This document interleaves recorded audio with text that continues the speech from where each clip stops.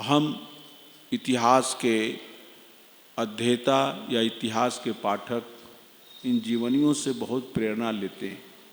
स्वामी दयानंद का जीवन स्वयं में बहुत प्रेरणाप्रद है और हम सभी के लिए परम लाभकारी है। इसलिए मेरठ की इस आर्य समाज ने अपने सभी आर्य समाजों के सहयोग से इस कार्यक्रम को संचालित किया है। मैंने अपने कल सायंकाल के प्रवचन में ये बतलाया था कि स्वामी दयानंद जी महाराज कुल मिलाकर 5 भाई बहन थे। 3 भाई थे और 2 बहनें थीं। सबसे बड़े ये थे। इनके बाद इनसे 2 साल छोटी जो भगिनी थी, बहन थी, जिनका 14 वर्ष की अवस्था में विसूचिका हैजा से देहांत हो गया और उस समय स्वामी दयानंद की अवस्था 16 वर्ष की थी। उसके बाद स्वामी जी का उस भगिनी का जिसका देहांत हो गया था, उससे छोटा भाई था जिसके नाम को लोग पता नहीं लगा सके कि उसका नाम क्या था। ये जरूर पता लगा कि 1918 विक्रम संवत में फिर एक हैजा का प्रकोप आया और उसी में वह उनका स्वामी जी का छोटा भाई काल कवलित हो गया। उसके बाद स्वामी जी की एक बहन थी जिसका नाम प्रेमबा या प्रेमबाई था। प्रेमाबाई, प्रेमबा, ये उच्चारण वहाँ किया जाता है गुजरात में। बैन भी बोलते हैं, बा भी बोलते हैं, बाई भी बोलते हैं। इन्हीं का वंश चला। प्रेमबा से भी एक छोटा भाई था जिसका नाम बल्लभ जी कहा जाता है और उसका भी विवाह हुआ था। स्वामी दयानंद के पिताश्री ने अपने छोटे पुत्र बल्लभ जी का विवाह किया। दुर्भाग्य ये रहा कि विवाह के 2 महीने के बाद ही वो दुनिया से चल बसा। उसकी विधवा पत्नी जिसका नाम मोंघी बाई, इतिहासकारों ने लिखा है, मोंघी बाई तो उन्होंने लिखा है देवेंद्र बाबू ने, लेकिन दयाल जी भाई का, चूँकि वो टंकारा के रहने वाले थे, उन्होंने अनुसंधान किया तो कहा मोगी नहीं मोंघी बाई। और उनकी उचित भरण पोषण की व्यवस्था उनके ससुर अर्थात स्वामी दयानंद के पिताश्री ने कर दी। एक कोसिया गांव था जो इनके अधिकार में था, उस गांव से मिलने वाली मालगुजारी उनको मिलने लगी। ये व्यवस्था कर दी मोंघी बाई के लिए। कुछ 2-3 और गांव थे जहाँ के शिष्य, उनके यजमान जो शिष्य थे या जो पौरोहित्य कर्म करने वाले लोग थे, उनको भी ये जिम्मेदारी सौंप दी कि मेरी विधवा पुत्र वधू का तुम भरण पोषण करते रहना। अब इनके पिता करशन जी तिवाड़ी के सामने ये समस्या आ गई कि क्या करें, तो अंत में अपनी वो एकमात्र बची हुई संतान प्रेमबा का विवाह राजकोट जिले में गोंडल के समीप एक गुंदाला करके गांव था, वहाँ के निवासी थे मंगल जी लीलाधर रावल। लीलाधर मंगल जी रावल से उनका विवाह हो गया और उस विवाह के बाद उन्होंने ये देखकर कि अब घर में कोई संतान है ही नहीं, अपनी जामाता को ही यहाँ बुला लिया टंकारा में और उनको सारा जो अपनी अधिकार थे सब उनको सौंप दिए। मंगल जी लीलाधर रावल का एक पुत्र हुआ जिसका नाम बोघा जी था। बोघा जी का भी एक पुत्र हुआ, उसका नाम कल्याण जी था। और कल्याण जी के 2 पुत्र हुए। बड़े पुत्र का नाम प्रभाशंकर और छोटे पुत्र का नाम प्राणशंकर। प्रभाशंकर के बुलाने का नाम पोपट लाल था। मुझे बड़ा अजीब लगा कि ये पोपट लाल कैसा नाम है, लेकिन अभी जब मैं स्वामी दयानंद की द्विजन्म शताब्दी जो मनाई गई टंकारा में, मुझे बड़ा आग्रह से बुलाया गया, मैं वहाँ गया तो जो कार का ड्राइवर हम लोगों के सुपुर्द किया गया था, मैं था, डॉक्टर वेदपाल जी थे और पुनीत शास्त्री जी और ब्रजेश गौतम, इन 4 लोगों के लिए एक बढ़िया सा व्यवस्था थी और एक कार थी कि हम लोगों को ले जाने ले आने के लिए। तो उसका जो ड्राइवर था, मैंने पूछा तुम्हारा नाम क्या है, तो उसने कहा पोपट लाल। तब मुझे आनंद आया कि ये परंपरा जो है कुछ गाँव में, कुछ इलाकों में कुछ नाम बहुत प्रचलित हो जाते हैं। मैं जब अमेठी में पढ़ाने आया 1980 में, तो मैं जब रजिस्टर में लड़कों की हाजिरी लेता था, अटेंडेंस लेता था, तो 100 में 70 लड़के ऐसे होते थे जिनके नाम में राम, राम विलास, रामानंद, रामदेव, हरि राम, गया राम, आगे पीछे रामेंद्र, सब जगह राम। तो हमने सोचा इतना नाम तो हमने चंपारण में नहीं देखा किसी के नाम के साथ। तो पता लगा ये इसलिए है कि ये अवध की भूमि है, अवध क्षेत्र में अमेठी आता है, अयोध्या वहाँ से केवल 90 किलोमीटर है। तो इसलिए हर क्षेत्र के कुछ होते हैं। तो पोपटलाल वो व्यक्ति जब स्वामी दयानंद की प्रथम जन्म शताब्दी मथुरा में मनाई गई और बड़े भव्यता से मनाई गई, 2.5 लाख से 3 लाख लोग आए, 7 दिनों की यात्राएं की। 7 दिनों की यात्रा कर रहे हैं, 7 दिनों का कार्यक्रम, और इतना भव्य कार्यक्रम था कि उसके तुलना का कार्यक्रम अब तक तो नहीं हुआ और न आगे हो भी सकता है। 25 ग्रंथ उस अवसर पर छापे गए। कई अनेक मतांतरों के विद्वानों को बुलाया गया, उन लोगों ने अपनी बातें रखी। आर्य समाज के सारे दिग्गज विद्वानों का, सन्यासियों का व्याख्यान हुआ, कई कॉन्फ्रेंसें हुई, कई विद्वत परिषद आयोजित हुए, कई निबंध पढ़े गए, खेल तमाशे भी हुए, लेकिन उसमें कहीं भी कोई किसी की 1 पैसे की कोई चोरी नहीं हुई, कोई बीड़ी सिगरेट की दुकान नहीं थी, किसी प्रकार का कोई व्यवस्था नहीं था। और उस कार्यक्रम से प्रभावित होकर के गुजरात के आर्यों में अंदर भी ये भावना आई कि हमारे यहाँ भी कोई कार्यक्रम होना चाहिए। तो गुजरात के उस इलाके के राजा साहब ने भी सहयोग किया और 1926 में ठीक इन्हीं दिनों में वहाँ भी बड़ा कार्यक्रम हुआ। तब तक वो पोपटलाल जीवित थे और उनको अपने पूर्वजों का महत्व विदित हो चुका था। वे वहाँ 1926 में ऋषि दयानंद की जन्म शताब्दी के अवसर पर टंकारा में जो कार्यक्रम हुआ उसमें पोपटलाल, जिनका नाम प्रभाशंकर था, रावल उपस्थित हुए। उस समय के लोगों ने एक ऐसे व्यक्ति को भी ढूंढा जो स्वामी दयानंद से साक्षात परिचित था और स्वामी दयानंद से वो बाल काल में खूब मिलता जुलता था। और आप देखेंगे उस ज़माने में जो मुस्लिम भी लोग होते थे वो कोई बहुत दूरी उनकी नहीं होती थी। जिस गांव में मुस्लिम रह रहा है, हिंदू रह रहे हैं, तो एक साथ खेलना कूदना, त्यौहार पर्व मनाना, ये सारी चीज़ें चलती थीं। तो टंकारा में स्वामी दयानंद के समकालीन एक व्यक्ति था जिसका नाम था अभराम बापा। गुजराती में उसको अभराम बापा कहते हैं और उर्दू में उसका नाम इब्राहिम। उस समय वो 103 वर्ष का था। दुबला पतला व्यक्ति लाठियां टेकता हुआ 11 फरवरी को मंच पर चढ़ा और उसके पहले पोपटलाल जी का भाषण हुआ। पोपटलाल ने अपने भाषण में कहा कि आज मुझे बहुत गौरव होता है कि जिनके शताब्दी मनाने के लिए आज आप हजारों लाखों की संख्या में यहाँ आए हैं, और ये सभी हमारे महापुरुष थे, स्वामी श्रद्धानंद भी थे, स्वामी नारायण स्वामी भी थे, ये सब के सब वहाँ गए थे और ये मैं उनके वंश का हूँ, इससे बड़ी खुशी की क्या बात होती है। और दूसरी बात जो उन्होंने कही, उन्होंने कहा कि मैं इस मंच से घोषणा करता हूँ कि स्वामी दयानंद के जन्म स्थल, जन्म के गांव, माता पिता के नाम और उनके पूर्वज और वंशजों के बारे में जो नाना प्रकार के प्रवाद फैलाए जाते हैं उसको आज विराम लग जाना चाहिए। मैं उसकी तायीद करता हूँ, मैं इसकी घोषणा करता हूँ, समर्थन करता हूँ कि पंडित देवेंद्रनाथ मुखोपाध्याय ने अनुसंधान से जो कुछ लिखा है वो सब कुछ सही है। ये घोषणा पोपटलाल ने प्रभाशंकर जी ने उस मंच से की। और उन्होंने ये भी बताया कि देवेंद्र बाबू 1 बार नहीं, 2 बार नहीं, 3 बार नहीं, 4 बार आए और अंत में 1912 ईस्वी में जब वो आए, और ये बोल रहे हैं 1926 में, उस समय पोपटलाल जीवित थे, तो उन्होंने कहा मेरे सामने की बात है, हम लोग पूरी तरीके से विश्वस्त हो गए कि ये बंगाली बाबू स्वामी दयानंद के जीवनी लिख रहे हैं जो हमारे पुरखे थे।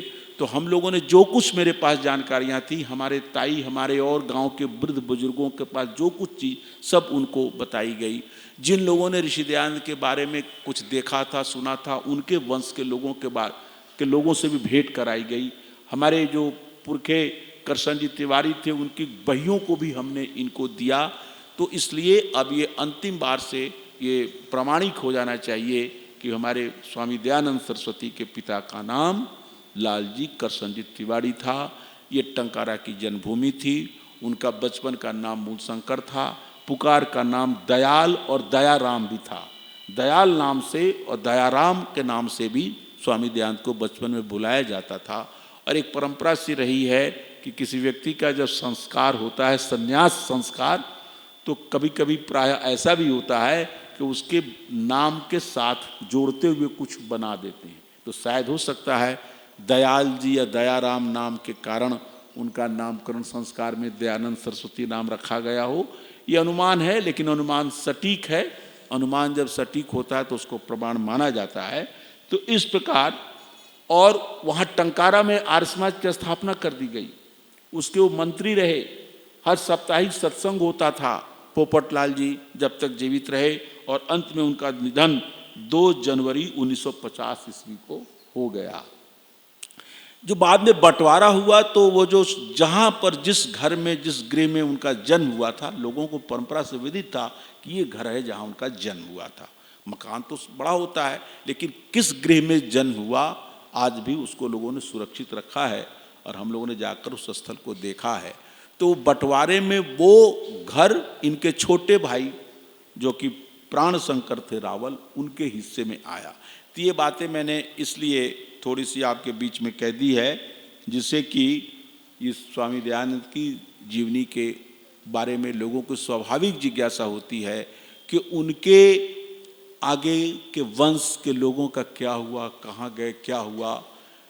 जो टंकारा में अब की बार मनाया गया, तो लोगों ने थोड़ा प्रयास किया कि उनके कुल परंपरा में अब कोई बचा है तो कहाँ है, ये कोशिश की। क्योंकि उनके जो प्राण शंकर जो छोटा बेटा था, अपनी प्रपौत्र था प्रेमबा का, उनके वंशज मध्य प्रदेश में हैं। और जो पोपटलाल थे बड़े, इनके वंशज बांकानेर में अभी भी हैं। तो शायद बांकानेर या मध्य प्रदेश में रहने वाले वर्तमान में पार्थ रावल, इसको उपस्थित किया गया था। इस बार की जो शताब्दी हुई टंकारा में, उनको मंच पर खड़ा किया गया। खड़े हुए भी लंबे थे कि ये स्वामी दयानंद के भगिनी, उनकी बहन के वंश के 5वीं, 6ठी, 7वीं, 8वीं पीढ़ी में होंगे अब तो वो हैं। तो इस प्रकार स्वामी दयानंद के वंश की जानकारी हमें प्राप्त होती है। जो बातें कल मैंने बताई थी आपके सामने कि स्वामी जी वहाँ तक पहुँच गए थे अहमदाबाद में, और जहाँ उनका जो पिताजी के साथियों के सिपाहियों के साथ अंतिम मिलन हुआ और वो चले गए। स्वामी जी लिखा है कि वो मेरा वो अंतिम मिलन था गांव के लोगों से। और बहुत बाद में एक कुंभ के मेले में, संभवतः वो मेला 1870 का होगा प्रयाग में, उसमें हमें गांव के कुछ लोगों के दर्शन हुए। वो लोग मुझे नहीं पहचान पाए, लेकिन मैंने उन्हें पहचान लिया और मैंने थोड़ा सा उपेक्षा कर दी और अलग हट गए। उसके बाद ये तो वहाँ की घटना है। लेकिन जब अहमदाबाद थे स्वामी जी, अहमदाबाद से बड़ौदा आए, और बड़ौदा में चेतन मठ था। मैं आज के इस प्रवचन में आपको ये बताना चाहूँगा कि स्वामी दयानंद के जीवन का जो वो अंश है, जो वो कालखंड है जिसमें उन्होंने घोर तपस्या की, जिसमें उन्होंने योग साधना की, जिसमें उन्होंने ज्ञान प्राप्त करने के लिए बड़े कष्ट उठाए, गंगा और नर्मदा के नदियों के मूल स्रोत को जानने की इच्छा की, हिमाच्छादित पर्वतों की यात्राएं की। स्वामी जी के इस जीवन खंड को पढ़ने से पता लगता है कि उस काल में स्वामी जी के अंदर 2 चीज़ें थीं। एक तो ज्ञान की पिपासा जबरदस्त थी कि ज्ञान प्राप्त करना है, और ज्ञान भी वो प्राप्त करना चाहते थे योग विद्या से संबंधित ग्रंथों का। उस समय तक उनके मस्तिष्क में यही था कि जिन ग्रंथों में, जिन किताबों में योग विद्या से संबंधित जानकारियां हैं उसको पढ़ूं, या जिन लोगों ने इन ग्रंथों को पढ़ा है उनका सत्संग करूं। ऐसे महात्मा और योगियों से मिलने की चेष्टा उन्होंने बहुत की है, 12-13 वर्ष तक। कि जिस महात्मा को थोड़ी भी गति है योग में, थोड़ा भी योगाभ्यास जानता है, उसको सीख लें, उससे उतना सीख लें, फिर अगले से सीख लें। कई बार लोगों ने हमसे पूछा कि स्वामी जी ने जब ज्वालानंद गिरी या शिवानंद पुरी से योग विद्या सीख ली महीनों तक, फिर क्या जरूरत थी कि आबू पर्वत में जा रहे हैं, भवानी गिरी से सीख रहे हैं, योगानंद से सीख रहे हैं। उसके बाद भी 20 योगियों से स्वामी जी ने योग विद्या की जो भी क्रियाएं थी, इसका कारण ये है, मैं आपको बतलाता हूँ। आप किसी भी एक विद्या के अध्ययन में रत हो जाइए, किसी भी व्यक्ति के, और यदि आप यायावरी वृत्ति के व्यक्ति हैं, घूमने वाले व्यक्ति हैं, तो आपको इच्छा होगी कि इस विद्या का इस इलाके में कौन पंडित है उससे पढ़ लें। कुछ दूसरी जगह जा रहे हैं तो उस विद्या का कोई पंडित है उससे भी पढ़ लें, क्योंकि हर एक ही शास्त्र का अनेक जानकार, सबका अलग अलग वैशिष्ट्य होता है। यास्क में निरुक्त में यास्क ने कहा है कि घोड़ा एक ही है, एक ही घोड़ा, घुड़सवार जब अलग अलग होंगे तो वही घोड़ा घुड़सवारों के अलग अलग घुड़सवार के घोड़े पर बैठने पर उस घोड़े की गति अलग अलग हो जाएगी। स्वाभाविक बात है। एक ही विद्या अलग अलग अध्यापक पढ़ाएगा तो उसके पढ़ाने में अंतर आ जाएगा। तो स्वामी दयानंद की इतनी ज्ञान पिपासा थी कि उस काल में उपलब्ध जितनी भी योग की क्रियाएं हैं पातंजलि योग से संबंधित, उन सबको सीखने की स्वामी जी ने कोशिश की है।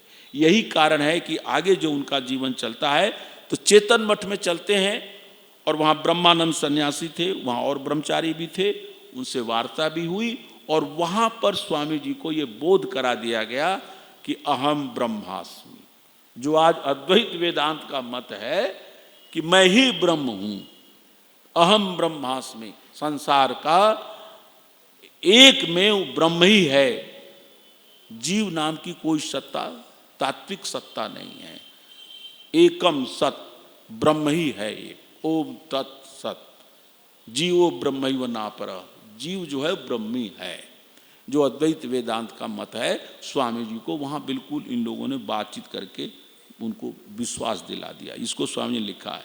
फिर वहाँ से स्वामी जी एक बनारसी बाई बैरागी का, आगे भी आती है चर्चा, एक बनारस के अंदर एक बाजी बिढ़व नगरी करके एक महिला थी, उसके पिता और पुत्री दोनों में वैराग्य था, और पिता पुत्री दोनों, पिता तो सन्यासी थे भवानंद नाम से, और पुत्री जो थी वो भी बैरागीन हो गई, और पिता के अंदर भी ये भावना आई कि जैसे मैं बैरागी हूँ, बैरागी में सच्चा बैरागी, सन्यासी, साधु, साधक, ऐसे मेरी बेटी भी हो जाए, हो सके उनकी पत्नी का देहांत हो गया होगा। तो पुत्री के विवाह की कोई उनके अंदर कामना नहीं थी। पिता और पुत्री दोनों मिलकर के एक बहुत योग साधना करते थे। उनका एक आश्रम बनारस में भी था, और एक आश्रम उनका वहाँ चेतन मठ के पास भी था, वहाँ भी स्वामी जी गए, और वहाँ एक सच्चिदानंद नाम के एक परमहंस रहते थे, उनसे भी शास्त्र चर्चा की। फिर वहाँ से स्वामी जी चाणूर करनाली आए, वहाँ बहुत दीक्षित ब्राह्मण, विद्वान, सन्यासी 20 की संख्या में थे, सबसे स्वामी जी ने मिलन किया।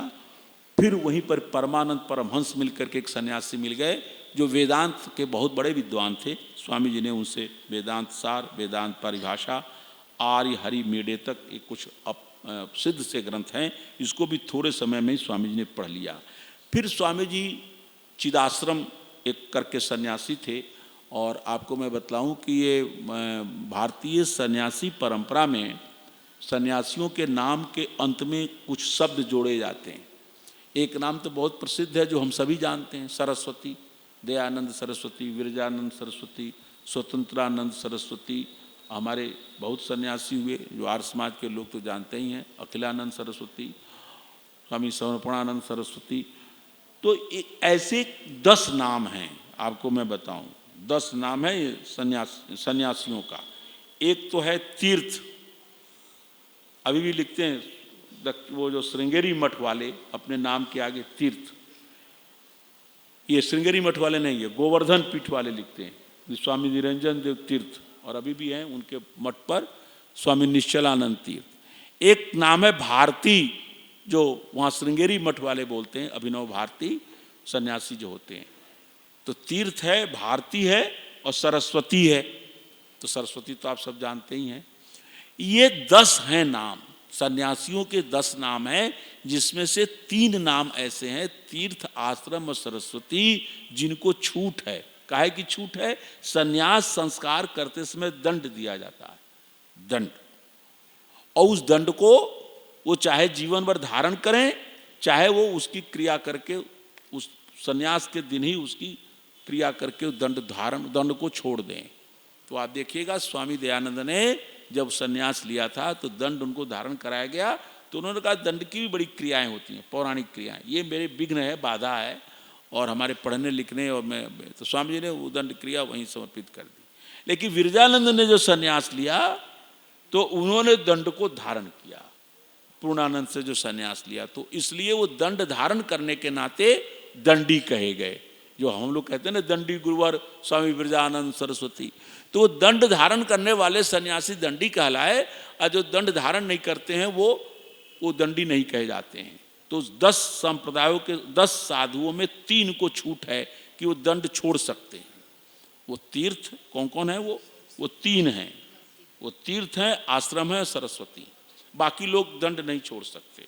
तो स्वामी जी वहाँ पर आए और चिदाश्रम नाम के सन्यासी थे। आश्रम, वो 10 जो नाम है उसमें से एक नाम आश्रम भी है, बताऊंगा आगे चलकर 10 नाम कौन कौन है। तो स्वामी जी ने चिदाश्रम, एक दक्षिणी ब्राह्मण उनके साथ था, वेदांती था, उसको लेकर उनके पास गए, संस्कृत में उनसे बातचीत की, और अपने नहीं, आदमी कोई कोई करता क्या है कि अपना काम कराने के लिए किसी को ले जाता है सहयोग में कि हमारी सिफारिश करेगा। तो स्वामी जी ने अपने सिफारिश के लिए उस दक्षिण ब्राह्मण को ले गए, दक्षिणी को। उसने कहा कि बड़े अच्छे हैं, कोई इनमें दोष नहीं है, इनको सन्यास दे दीजिए। और स्वामी जी लिखते हैं कि सन्यास मैं इसलिए लेना चाहता था, वैराग्य तो था ही कि ये ब्रह्मचारी होने से अपने हाथ से भोजन बनाने पड़ते थे। अब भोजन बनाना, सुबह भोजन बनाओ, रात भोजन बनाओ, बर्तन मांजो, कोई ऐसा है नहीं कि कोई बर्तन मांजने वाला कोई और आएगा, और वो जलाओ लकड़ी और भोजन बनाओ, ऐसे तमाम कार्यों में बहुत समय नष्ट होता था। तो स्वामी जी ने सोचा कि ब्रह्मचारी तो हूँ ही, वैराग्य है ही, अब मुझे सन्यास लेने में क्यों देरी करनी, क्योंकि सन्यासी को भोजन नहीं बनाना पड़ता था। सन्यासी को बना बनाया भोजन मठों में, मंदिरों में मिलता है। और आगे चलकर तो ये मान लिया गया कि सन्यासी अग्नि को छुएगा नहीं, अग्नि में अनग्नि निरग्नि आया मनु में, उसकी चर्चा अलग करूंगा। तो वो स्वामी जी ने ये कहा, तो वो सन्यासी जो थे स्वामी चिदाश्रम जी महाराज, उन्होंने कहा हम सन्यास इनको नहीं देंगे क्योंकि इनकी अवस्था थोड़ी है। क्योंकि स्वामी जी उस समय 23-24 वर्ष के थे, तो 22-23 के थे, तो उन्होंने कहा नहीं, इतने छोटे उम्र में हम सन्यास नहीं देंगे। इससे ये शिक्षा लेनी चाहिए कि आज जो लोग छोटे छोटे लोगों को मूड़ के चेला बना के सन्यासी बना रहे हैं, पौराणिक लोग, उनको ये शिक्षा लेनी चाहिए कि अल्प वय में सन्यासी नहीं बनाना चाहिए, आगे चलकर क्या ना हो जाए। बहुत लोग तो सन्यासी बन गए, बाद में विषय विकार से पीड़ित हुए, तो फिर बाना रख दिया, फिर गृहस्थ में चले गए, ऐसी घटनाएं भी आती हैं। इसलिए सन्यास का या तो प्रचंड वैराग्य का पता हो, और नहीं तो कम से कम 50 वर्ष का हो जाए, उसके बाद सन्यासी बनाना चाहिए। तो उन्होंने सन्यास की दीक्षा नहीं दी। 2 महीने बाद स्वामी जी वहाँ से चाणूद करनाली आए। चाणूद करनाली बहुत बढ़िया जगह है जहाँ मठ है और काफ़ी वहाँ साधु सन्यासी आते रहते हैं। तो वहाँ पर एक दूर जंगल में एक पूर्णानंद सरस्वती आए, और चाणूद करनाली से थोड़ी दूर पर एक अपने ब्रह्मचारी के साथ डेरा डाला। स्वामी जी को पता चल गया कि एक सन्यासी आए हैं, दक्षिणी सन्यासी, और अपने एक शिष्य ब्रह्मचारी के साथ आए हैं, और इस चाणूद करनाली से दूर 2 कोस दूर एक जंगल में डेरा डाला हुआ है। स्वामी जी फिर पहुँचे उसी साथी को लेकर और कहलवाया कि सन्यास दे दीजिए। तो उस व्यक्ति ने अल्पवय नहीं देखा, पूरी उनकी गुणों को, उनकी योग्यताओं को जानकर समझकर समझ तो गए कि सन्यासी होने लायक हैं, उन्होंने मुतमईन हो गए वो। लेकिन एक बात उन्होंने कही कि हम महाराष्ट्री हैं, हम महाराष्ट्री माने हम महाराष्ट्र के रहने वाले सन्यासी हैं, और ये जिनका सन्यास देने को तुम कह रहे हो ये गुजराती है। तो गुजराती सन्यासी से सन्यास ले, महाराष्ट्री सन्यासी से सन्यास क्यों लेता है? इससे ये पता चलता है कि उस काल में ये मान्यताएं चल गई थी कि जो जिस प्रांत का साधु है उसी प्रांत के निवासी को सन्यास दे। तब उस स्वामी जी के साथ गए हुए दक्षिणी वेदांती ब्राह्मण ने कहा कि नहीं, हमने तो देखा है महाराष्ट्री सन्यासी गौड़ों को भी सन्यास देते हैं। गौड़ कौन होते हैं? बंगाल वाले। गौड़ संप्रदाय बंगाल में है, गौड़ संप्रदाय के दीक्षित लोगों को, या गौड़ कहने जाने वाले, गौड़ संस्करण, महाभारत का जो बंगाल का संस्करण है उसको गौड़ीय संस्करण कहते हैं। रामायण का जो बंगाल में छपता है उसको गौड़ीय संस्करण कहते हैं। लाहौर में छपा उसको पश्चिमोत्तरीय संस्करण कहते हैं।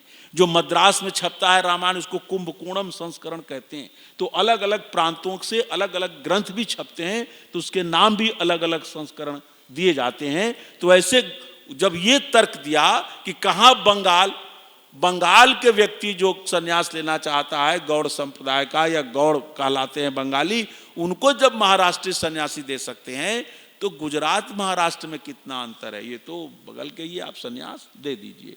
तो निरुत्तर हो गए और स्वामी पूर्णानंद सरस्वती ने स्वामी दयानंद का सन्यास दे दिया और शुद्ध चैतन्य से क्या हो गए, वो दयानंद सरस्वती हो गए। पहले मूल शंकर, फिर शुद्ध चैतन्य, फिर दयानंद सरस्वती उनका नाम आ गया। और उसके बाद वो जो सन्यासी आए थे वो श्रृंगेरी मठ से आए थे और द्वारिका पीठ में उनको जाना था, वहाँ से चले गए और स्वामी जी वहाँ से फिर लौट करके चाणूर करनाली आए। और उसके पास थोड़ी दूर पर व्यासाश्रम था। वो व्यासाश्रम उस समय योगियों के लिए, साधकों के लिए बड़ा अनुकूल जगह था। और वहाँ योगानंद नाम के एक सन्यासी रहते थे, योग में निपुण भी थे, योगाभ्यास क्रिया भी खूब जानते थे। स्वामी जी उनके पास पहुँचे और वहाँ भी रहकर स्वामी जी ने उनसे योगाभ्यास की प्रक्रियाएं सीखी। वहीं पर पता चला स्वामी जी को कि बगल में छिन्नौर एक जगह है, गांव, छोटा सा नगर था, और उस नगर के बाहर कुटिया बनाकर एक बहुत बड़ा भारी पंडित रहता है जो व्याकरण शास्त्र का पंडित है, उसका नाम श्री कृष्ण शास्त्री था। स्वामी जी उसके पास चले गए। व्याकरण तो पढ़ा था कि चलो योगाभ्यास तो सीख ही रहे हैं, इनसे व्याकरण भी पढ़ ले, तो स्वामी जी ने व्याकरण भी पढ़ा। इन घटनाओं से ये पता चलता है कि स्वामी जी के जीवन में उस समय केवल दो लक्ष्य था कि कोई पंडित मिलता है, विद्वान मिलता है, साधु मिलता है, किसी भी विषय का विद्वान है, विशेषकर व्याकरण का, दर्शन का और योग विद्या का, तो उससे विद्या हम प्राप्त कर लें। दूसरी उनकी इच्छा थी कोई भी योगी मिले, कोई महात्मा साधु सन्यासी मिले जिसमें योग विद्या की थोड़ी भी जानकारी है, तो वो योग विद्या की शास्त्र चर्चा कर लें। और जो प्रैक्टिकल वो जानता है, क्रियात्मक, तो वो भी सीख लें। और शास्त्र चिंतन परक ज्ञान है, ज्ञान दो प्रकार का हो सकता है, थ्योरेटिकल सैद्धांतिक और प्रायोगिक। तो योग दर्शन एक ऐसा विषय है जिसका सैद्धांतिक ज्ञान भी है और योग दर्शन पढ़ाया भी जाता है यूनिवर्सिटियों में। और मैं तो यूनिवर्सिटियों में पढ़ाने वाले प्रोफेसरों से पूछता हूँ जो योग दर्शन व्यास भाष्य पढ़ाते हैं कि क्या आप इसको कुछ करना भी जानते हैं? तो कहते ना बाबा, ये हमारे बूते की बात नहीं है। बड़े इलाहाबाद यूनिवर्सिटी में पूरा योग दर्शन कोर्स में है, बनारस हिंदू विश्वविद्यालय में बड़े धुरंधर पंडित हैं, एक एक पंक्ति लगाए बैठे हैं, 20 टीकाएँ हैं। अभी मैं गया था बनारस, आचार्य जी भी साथ थी, तो हमने दो दर्शन, योग दर्शन की बड़ी प्रामाणिक टीकाएँ भी खरीद ली। तो ये दो पक्ष है। वैसे ही है जैसे केमिस्ट्री पढ़ाने वाले अध्यापक और विद्यार्थी एक केमिस्ट्री पढ़ लें सैद्धांतिक, लेकिन वो व्यर्थ है यदि प्रैक्टिकल न करें। तो जैसे साइंस की विधाओं में सैद्धांतिक और प्रायोगिक होता है, ऐसे ही कम से कम दो शास्त्र ऐसे हैं जिनको मैं जानता हूं, एक व्याकरण और दूसरा योग, जहां सिद्धांत के साथ प्रयोग भी है। व्याकरण में भी गणित जैसा प्रयोग होता है कि कौन शब्द की सिद्धि कैसे होती है। तो ये इसलिए स्वामी जी ने ये चीजें की। वहीं पर स्वामी जी को चाणूर करनाली में एक शिवानंद गिरी और ज्वालानंद पुरी मिले। तो 10 सन्यासियों के जो नाम है मैं आपको सुना देता हूं। एक 3 तो बताया ही था, तीर्थ 1, आश्रम 2, सरस्वती 3, गिरी 4, पुरी 5, भारती 6, पर्वत 7, सागर 8, वन 9 और अरण्य 10।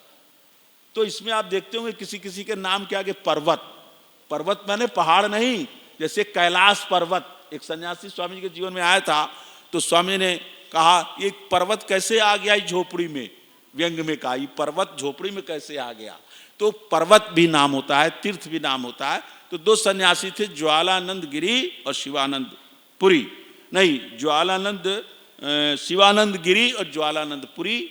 वो योग विद्या में कुछ विशेष दक्ष थे।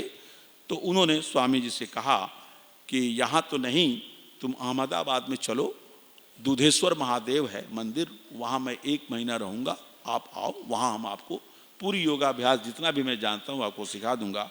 स्वामी जी वहाँ गए, उन दोनों योगियों से पूरा उन्होंने सीख लिया, जितना भी जानते थे वो दोनों इनको सिखा दिया। फिर वहाँ से स्वामी जी आबूरा आबूरात पर्वत आ गए, वो अरबदा भवानी एक जगह थी, वहाँ भी भवानी गिरी नाम के एक सन्यासी, इसकी भी चर्चा स्वामी जी ने की है। स्वामी जी ने कितने लोगों से योगाभ्यास सीखा, ये जान करके आनंद आ जाता है। उनसे भी योगाभ्यास की रीति सीखी और फिर 1911 संवत 1854 में हरिद्वार का कुंभ मेला लगने वाला था। स्वामी जी वहाँ आ गए और कुंभ मेला में खोजते रहे कहाँ सच्चा साधु है, कहाँ सच्चा सन्यासी है। हजारों की संख्या में साधु होते हैं मेले में, लेकिन उनमें से योग्य साधुओं को ढूंढते रहे और उसके मिलन करते रहे, साथ चर्चा करते रहे और देख लिया कि खास है नहीं, मेले में भीड़ भाड़ है, कोई यहाँ योगी सन्यासी कोई है नहीं। तो स्वामी चले गए चंडी के पहाड़ में।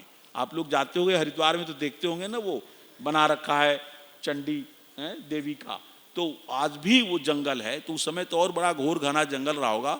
तो स्वामी जी वहाँ चले गए और जब तक मेला लगा रहा, करीब 1.5-2 महीना तक उसमें एकाकी ही योगाभ्यास करते रहे। जो कुछ उन्होंने योगाभ्यास सीखा था उस योगाभ्यास को एकाकी लगभग 2 महीना तक स्वामी जी वहाँ पर प्रयास करते रहे, योगाभ्यास सीखते रहे। इतना तक का हिस्सा स्वामी जी ने प्रथम किस्त में लिख कर भेजा था कर्नल अलकाट को, जो मैंने अभी बताया है, घर से निकलने के बाद से, घर से या बचपन से लेकर के। तो ये पहली किस्त में छपा वो योग 1879 ईस्वी के थियोसोफिस्ट में।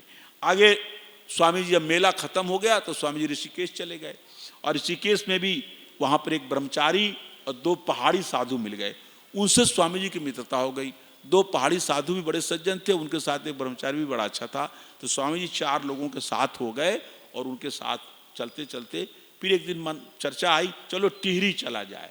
टिहरी आप जानते हैं आज जो उत्तराखंड बोलते हैं उसका बड़ा मुख्य जगह है टिहरी, टिहरी गढ़वाल बोलते हैं लोग। और मैं तो गया था एक बार, तो बड़ा खूबसूरत उसका प्रांतार देखा। और आप तो वहाँ वो चीज़ें बहुत कुछ ख़त्म हो गई हैं, पहले जो उसका रूप था। नहीं, ब्रह्मा जी तो गौड़ी पौड़ी गढ़वाल के हैं, तो इनको आनंद आ रहा होगा अपने प्रांत के लोगों की। तो वहाँ उस समय चर्चा थी कि टिहरी में राज पंडित बड़े हैं और बड़े बड़े विद्वान रहते हैं, बड़े ग्रंथ मिलते हैं। तो स्वामी जी अपने उस ब्रह्मचारी और 1-2 पहाड़ी साधु के साथ वहाँ चले गए और वहाँ जाकर उन्होंने पता लगाया कि यहाँ कौन कौन से ग्रंथ मिलते हैं। योगी तो नहीं मिले वहाँ, तो पता लगा संस्कृत व्याकरण के ग्रंथ, कोश के ग्रंथ, ज्योतिष के ग्रंथ और तंत्र के ग्रंथ मिलते हैं। तो स्वामी जी ने कहा व्याकरण तो हमने पढ़ रखा है, कोश भी जानता हूँ और ज्योतिष भी जानता हूँ, तंत्र ग्रंथ मैंने अभी नहीं देखा है। तो स्वामी जी को उन पंडितों ने तंत्र के ग्रंथ देखे। ये बड़ी महत्वपूर्ण घटना है। स्वामी ने तंत्र ग्रंथों को देखा, जिसको तंत्र कहा जाता है। स्वामी जी तो अवाक रह गए कि ये कैसे ग्रंथ हैं। स्वामी ने लिखा है कितने दुष्ट और कितने धूर्त टाइप के लोग होंगे जिन्होंने इन ग्रंथों की रचना की है। संस्कृत में कोई ग्रंथ लिखा है इसीलिए प्रमाणिक नहीं हो जाता। वो तंत्र, जिसे तंत्र कहते हैं, आज भी ये मंत्र तो कम, ये तंत्र के नाम पर ये तांत्रिक लोग जो माया जाल आता है ना पेपर में, तांत्रिकों ने फलाने का बलि दे दिया, किसी लड़के की, किसी महिला को लड़का नहीं पैदा हो रहा है तो कहा दूसरा लड़का लिया, उसको बलि कर देंगे, तुम्हारा लड़का हो जाएगा। और क्या क्या लीला तांत्रिक लोगों के अखबारों में छपते हैं। कि सरकार को चाहिए, सरकार धर्मनिरपेक्ष है, कुछ करती नहीं है, कि सारे देश से तांत्रिकों को इकट्ठा करे, इनको जेल में डाल दे। अन्य तो कहे तुम्हारे अंदर तंत्र है तो तुम जेल से निकल जाओ, तुम तो तंत्र है, तुम तो सब कुछ कर लेते हो। ये तांत्रिक लोग ऐसी ऐसी गप्पे हाँकते हैं कि वो ऐसा मंत्र बोलेंगे, ऐसा करेंगे कि शत्रु जल जाएंगे।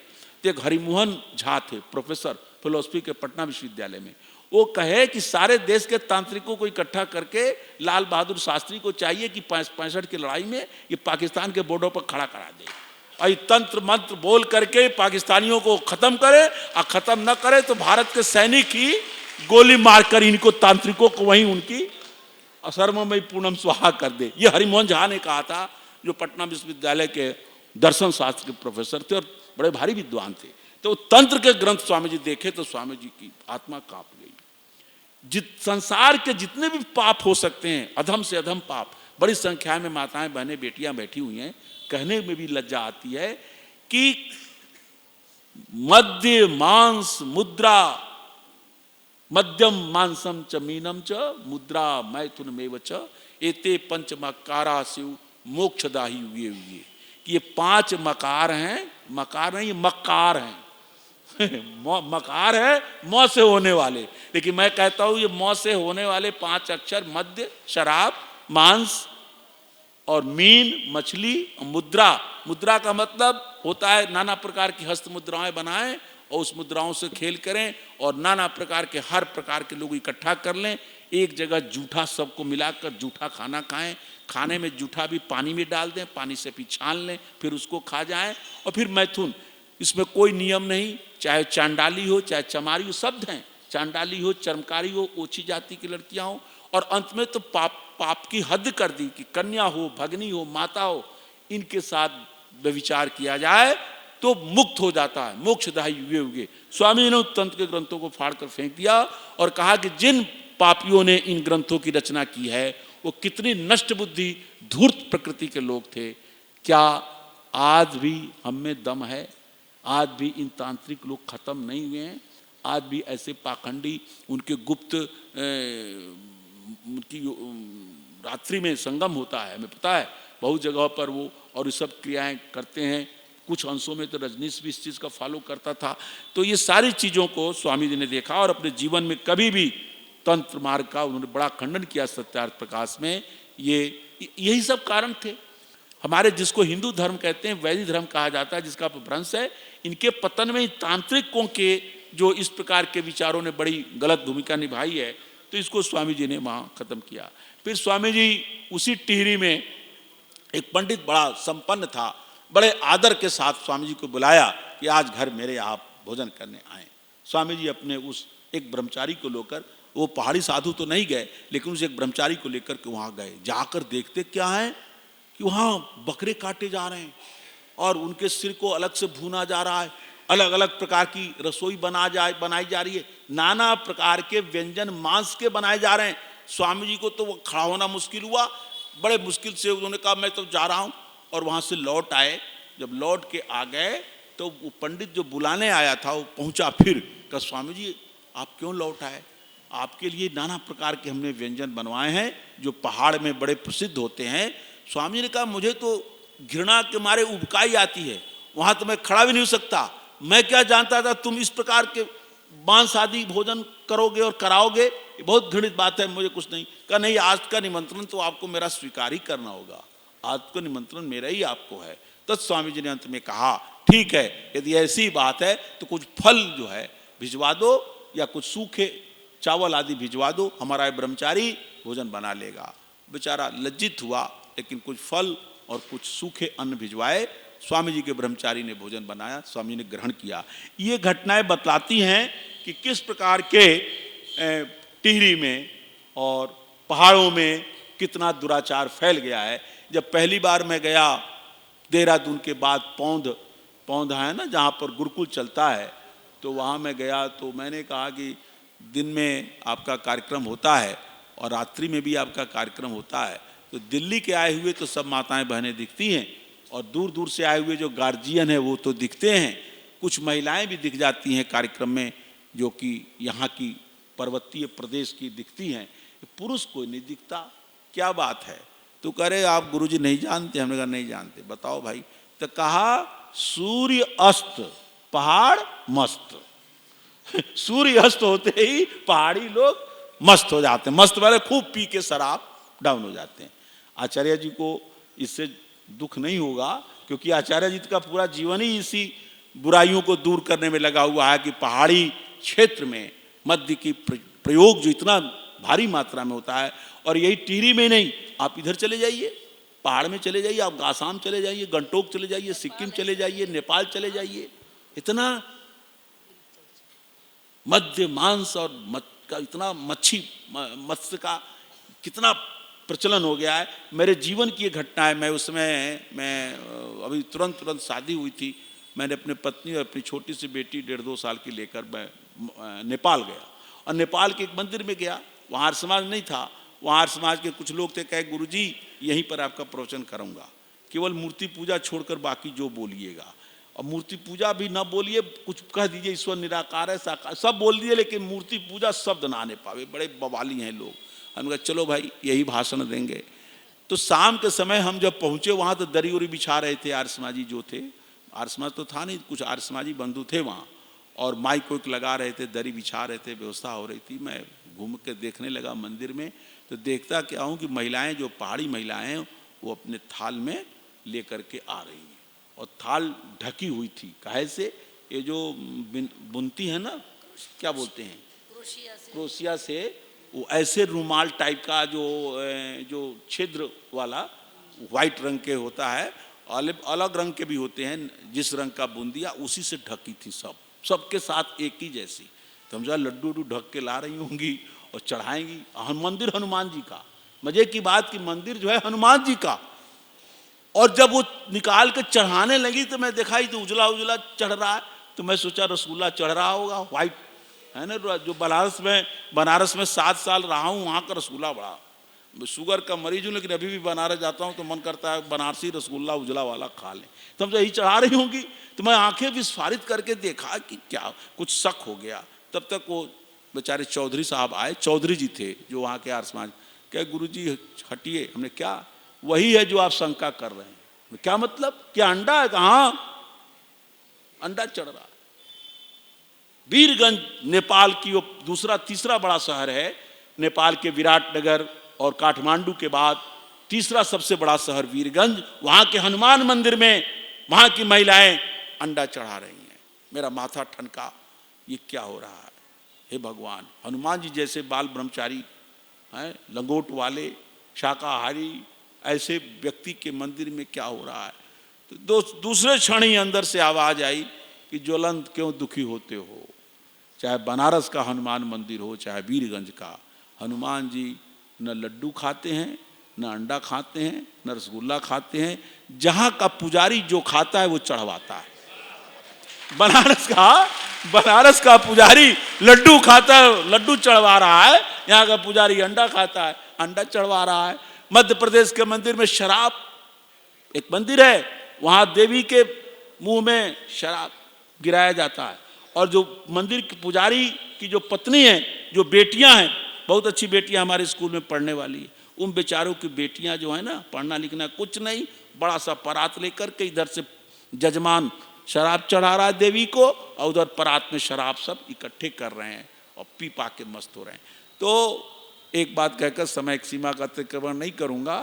लगाना भोग कुछ तुमको, दिखा था पंडित नारायण प्रसाद बेताब। लगाना भोग कुछ तुमको, वहां अपमान करना है, खिलाता है जो सब जग को, उसे क्यों कर खिलाऊं मैं। अजब हैरान हूं भगवन, तुम्हें कैसे रिझाऊं मैं। बड़े नादान हैं वे जन, गढ़े जो आपकी मूरत। बड़े नादान हैं वे जन, गढ़े जो आपकी मूरत। बनाता है जो सब जग को, उसे क्यों कर बनाऊं मैं। अजब हैरान हूं भगवन, तुम्हें कैसे रिझाऊं मैं। न भुजाएं हैं न गर्दन है, न सीना है न पेशानी। परमात्मा की भुजाएं हैं क्या? भुजाएं हैं, न गर्दन है, न सीना है, न पेशानी। तू हो निर्लेप नारायण, कहाँ चंदन लगाऊं मैं। अजब हैरान हूं भगवन, तुम्हें कैसे रिझाऊं मैं। तो ऐसे परमपिता परमात्मा के वास्तविक स्वरूप को पहुंचने में दयानंद को मामूली तपस्या नहीं करनी पड़ी। आप सोचिए, घोर घना अंधकार है, प्रकाश की कोई किरण नहीं है, वहां कोई व्यक्ति कैसे चमक पैदा करके रोशनी दिखा करके रास्ता दिखाता है। ऐसे ही स्वामी दयानंद को करना पड़ा था। इन घोर घने अंधकार के जंगलों में जिस प्रकार से वो विचर रहे हैं, योगाभ्यास के द्वारा, ज्ञान ग्रंथों के द्वारा, जिस सच्चे परमात्मा की प्राप्ति का प्रयास कर रहे हैं, जो आगे चल के उनको रास्ता दिखाएगा। तो ये स्वामी जी के जीवन की ये थोड़ी सी घटनाएं आज आपके बीच में प्रस्तुत की हैं। इन्हीं शब्दों के साथ आपको बहुत बहुत धन्यवाद।